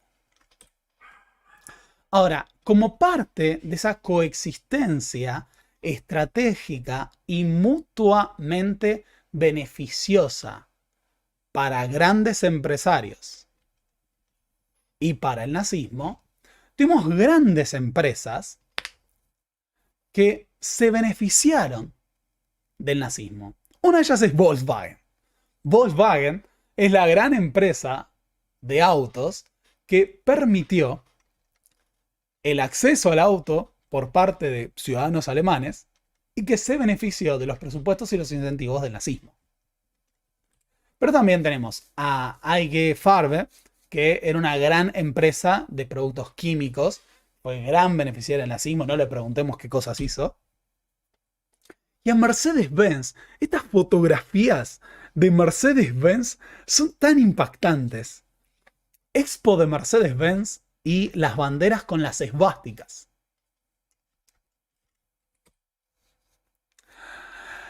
Otro que no era un empresario alemán y fue beneficiario y a su vez apoyó al nazismo fue un tal Henry Ford. La General Motors de Henry Ford se benefició de acuerdos económicos con la Alemania nazi y el propio Henry Ford, empresario estadounidense, fue condecorado por el partido nazi. Y acá no lo puse, pero bueno, también los uniformes del nazismo fueron diseñados por Hugo Boss. Y otra gran empresa fue Krupp, un gigante industrial que a partir del acero producía locomotoras, autos y otras cosas más. De todo esto se resume esta cuestión. El Estado nazi coexistió en una relación mutuamente beneficiosa con los empresarios alemanes, que como tales, no es que fueron forzados a ser parte del esquema del nazismo, obviamente tampoco se podían enfrentar, pero fueron grandes beneficiarios. El crecimiento que experimentaron las tasas de rentabilidad de las grandes empresas alemanas fue extraordinario hasta el momento de la derrota de Alemania. Pero hasta ese momento, los beneficios que obtenían de su asociación con el Estado nazi eran enormes. Y a veces ni siquiera tenía que ser forzada esa asociación. Simple y llanamente, lo que ocurría era que tenían intereses comunes. El rearme, fortalecimiento de la industria, proteccionismo, disciplinamiento del movimiento obrero. Ahora, detengámonos en Krupp. La empresa Krupp no solo producía locomotoras, también producía máquinas para la guerra, tanques y sobre todo históricamente cañones. Y ahí está la otra gran clave. Como vimos, al momento de la paz de Versalles, Alemania había estado totalmente humillada. El orden emergido en Europa tras el fin de la Primera Guerra Mundial era un orden fuertemente rechazado por la élite política, militar y por el nacionalismo alemán. Y como planteaba Kershaw, cuando estuvieran dadas las condiciones, Alemania intentaría cambiar ese orden. Hitler ha construido su carrera política e incluso su ideología en gran parte a partir del rechazo al Tratado de Versalles y al orden que ha emergido en Europa y en el mundo con la derrota de Alemania. Uno de los puntos centrales en la agenda de Hitler, como parte de esta visión de una guerra de razas y la construcción del espacio vital, es el rearme alemán.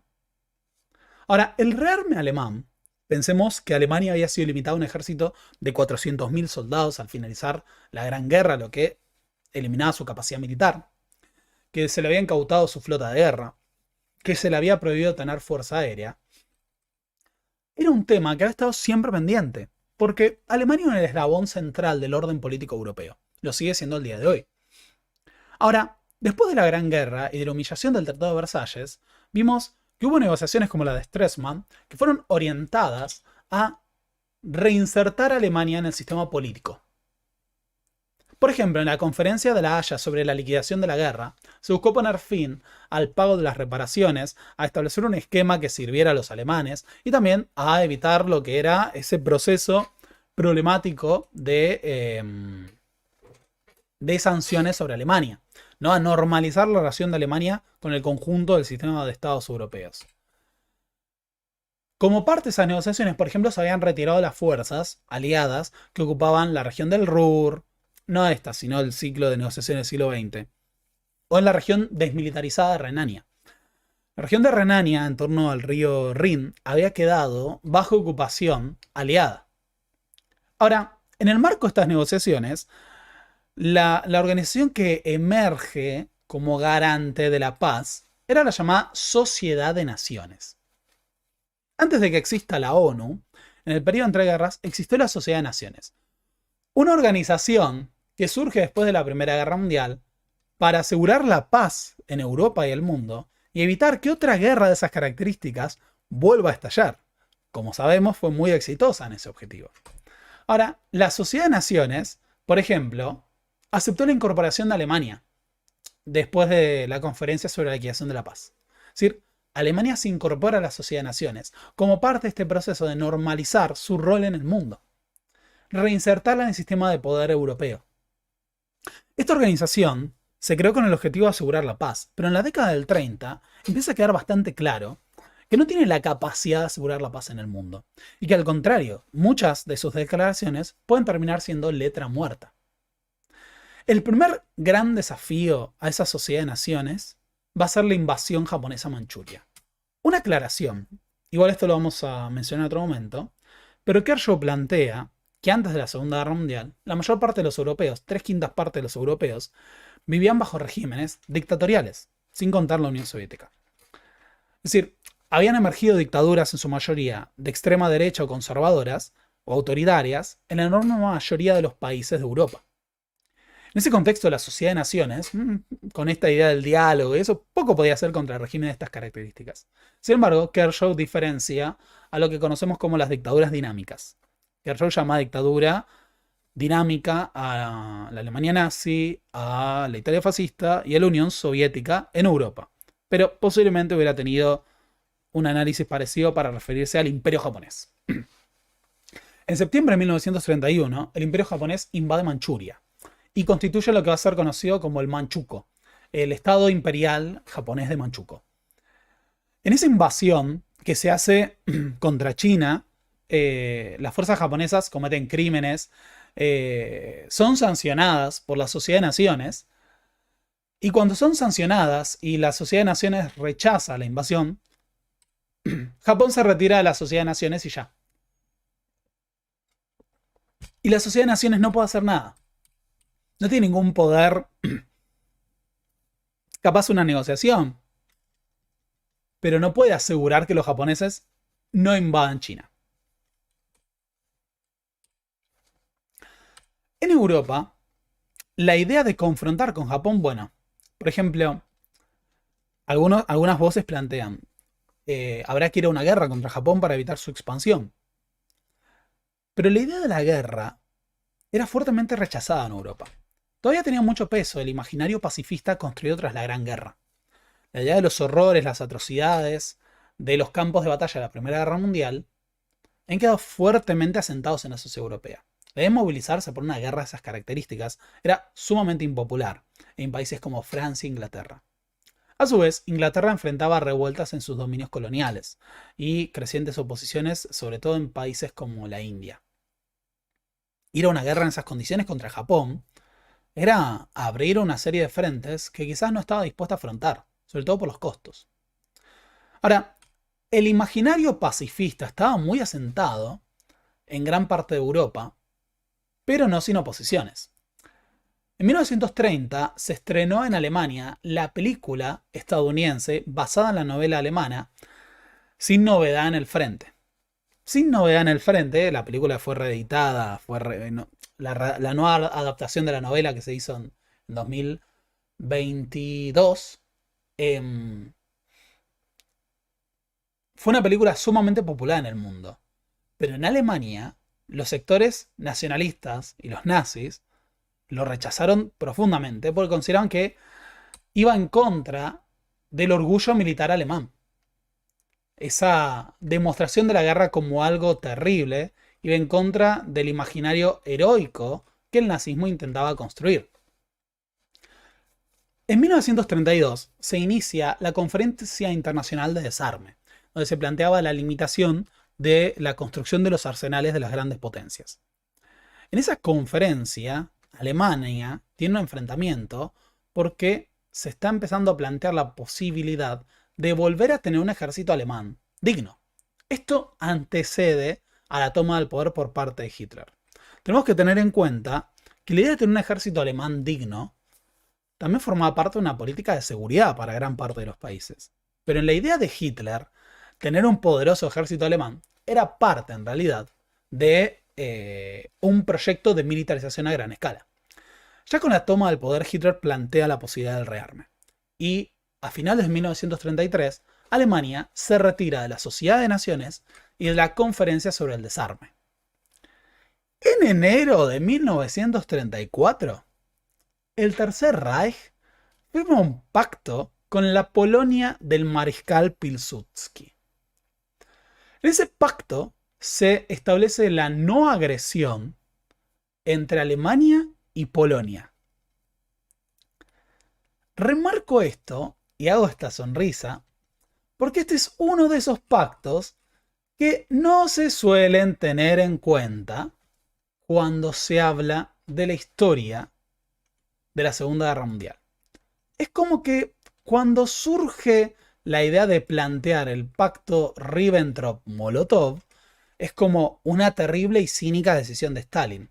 Pero cuando se habla del pacto entre Polonia y Alemania, simplemente se naturaliza. O nunca se menciona, de hecho muchas veces no se menciona. Ese mismo año, Hitler crea la Wehrmacht, un nuevo ejército alemán, que inmediatamente a su creación pasa a tener 550.000 efectivos. El límite del Tratado de Versalles era 400.000. En el periodo posterior va a multiplicar el número de combatientes. También Hitler anuncia y da a la luz la creación de una nueva fuerza aérea alemana, que es la Luftwaffe. Alemania tenía prohibido tener una fuerza aérea, pero Hitler había creado un nuevo ejército alemán y también una nueva fuerza aérea. Con Hitler fuera de la Sociedad de las Naciones, en septiembre de 1934, tras el anuncio de la creación de la Wehrmacht, no antes de la creación de la Wehrmacht, pero tras la salida, la Unión Soviética se incorpora a la Sociedad de Naciones. Stalin, hasta ese momento, había rechazado esa posibilidad. De hecho, la Unión Soviética era considerada un paria en el sistema internacional. Hablaremos de esto posteriormente, en otro video. Pero en medio de el escenario que abre la toma del poder por parte de Hitler, el militarismo alemán, el discurso antibolchevique y la idea de una guerra de razas contra la Unión Soviética, Stalin considera que tiene que acercarse a los otros países. Incluso firma un acuerdo de cooperación militar con Francia que no termina de tener un gran resultado, pero esa asociación militar es vista por Hitler como una señal de que debe mantener ese camino del enfrentamiento con las potencias occidentales y con la Unión Soviética. Stalin había llamado a la Sociedad de Naciones una conspiración de gobiernos burgueses. Pero en este escenario que deja abierto el proceso de rearme de Alemania, tiene que normalizar de alguna manera sus relaciones. En ese contexto, también Mussolini, la otra dictadura dinámica, plantea la proyección de su sueño imperial. Mussolini consideraba que debía construir un gran imperio en el Mediterráneo.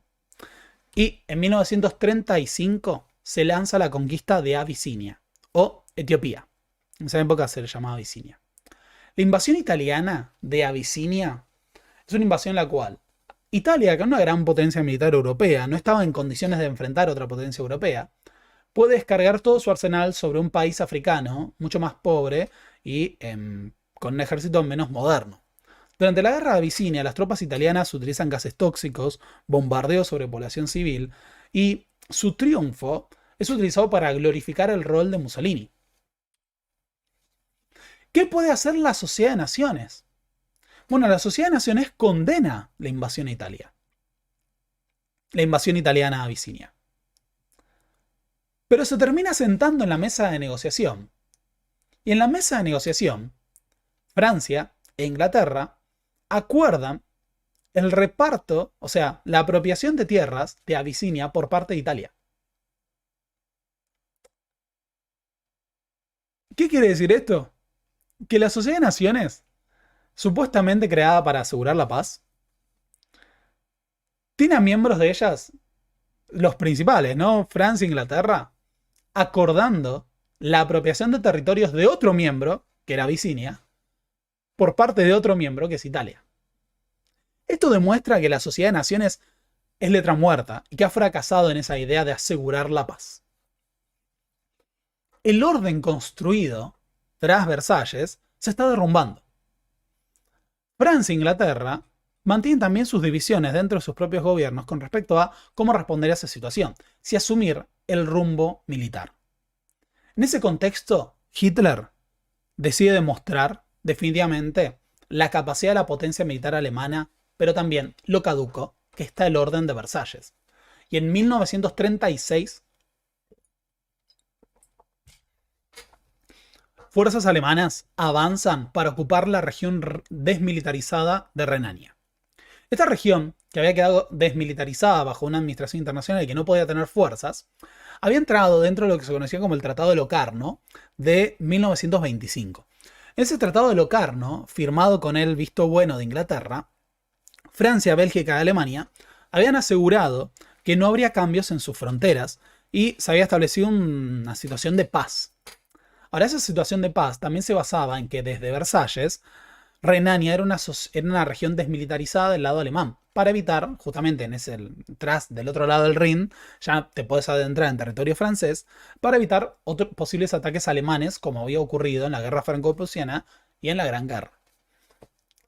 Con la remilitarización de Renania, lo que estaba haciendo Hitler era unilateralmente romper los acuerdos de Locarno, romper los acuerdos de las fronteras, pero también los acuerdos que habían seguido a Versalles.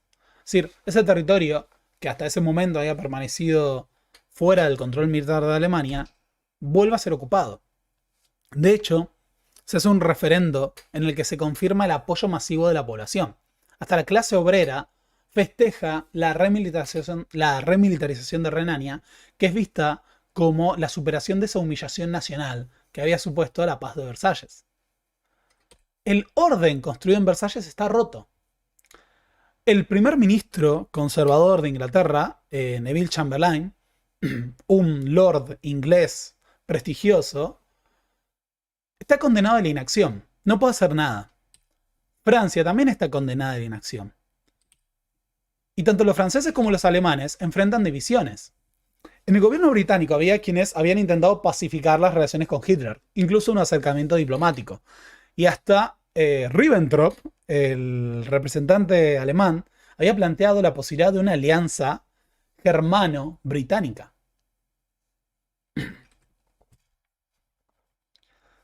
En Francia, el miedo a Alemania estaba siempre presente. La idea de que Alemania era una amenaza para la seguridad francesa se mantuvo siempre viva. De hecho, el Tratado de Versalles en gran parte se explicaba para los franceses por la necesidad de mantener apaciguada a la amenaza alemana.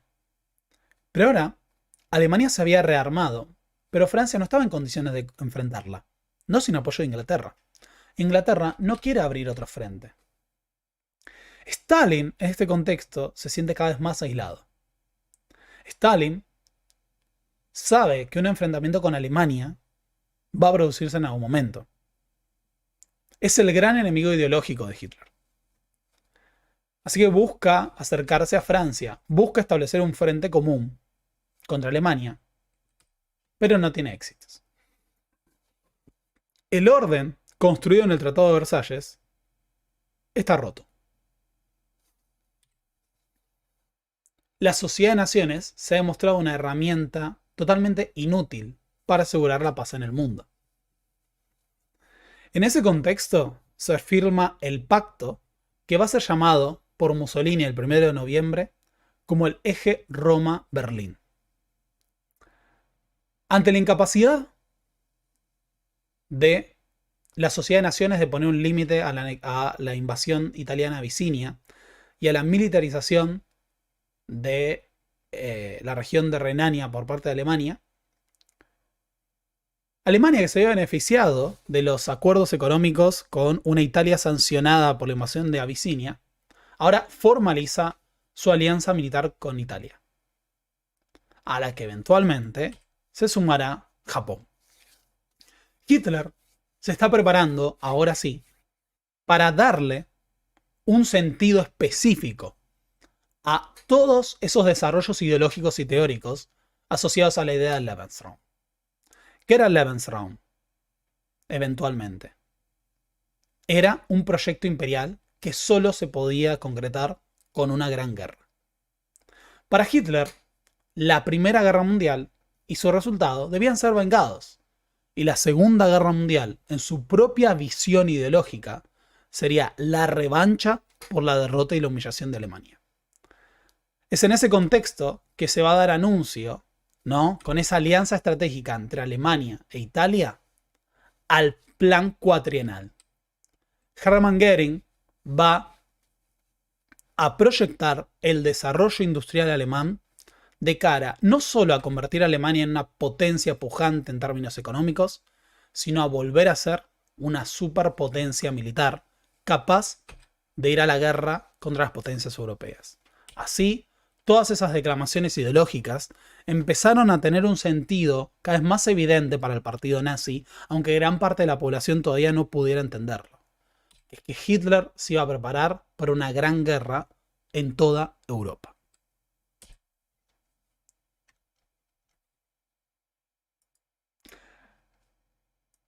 Muchas gracias por haber visto hasta acá el día de hoy. Voy a ver el chat porque tengo entendido que están pasando cosas en el chat.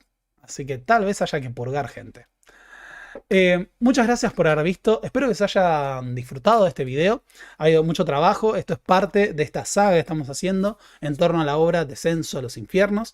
Y vamos a seguir trabajando, obviamente, para llegar a la Segunda Guerra Mundial. Si todo sale bien, la semana que viene, la temática va a ser la Unión Soviética de Stalin. Así que en este periodo de lo que se trata es justamente de conformar un proyecto para asegurar un entendimiento fuerte de la segunda... Acá dice Marco Rufa. Comunista forro, no la contás en la calle, rezá que no te cruce. Por favor, estás totalmente invitado. Si me cruzas, te doy el permiso, intentalo. Pero por lo pronto, además, se vienen las purgas. Purgado. Ustedes aplauden las purgas, ¿no? ¿Se acuerdan? Uno de los lineamientos de este canal es que no aceptamos este tipo de cosas. Vieron que como tolerancia y eso, no, este tipo de cosas acá no se aceptan. Así no aceptamos, es muy evidente. Pero bueno, muchas gracias por haber visto este canal el día de hoy. Muchas gracias por haber visto este proyecto. Si les interesa que se hable seriamente de estos temas y que no se hagan apologías del nazismo y ese tipo de cuestiones, no olviden que pueden apoyar este canal. Pueden unirse a miembros en este espacio. Pueden hacer transferencias al alias El Profe Borda. Pueden hacer transferencias desde el exterior al PayPal, el Profe Borda. Pero sobre todo si se hacen miembros. De hecho, si se hacen miembros tienen acceso adelantado a ciertos contenidos. Algunas prioridades para notificaciones y demás. Y de la mano de todo eso, pueden asegurar que uno pueda seguir trabajando. Muchos de estos contenidos a veces no son monetizables, son sancionados por YouTube. Hay que ver si seguimos evadiendo la sanción.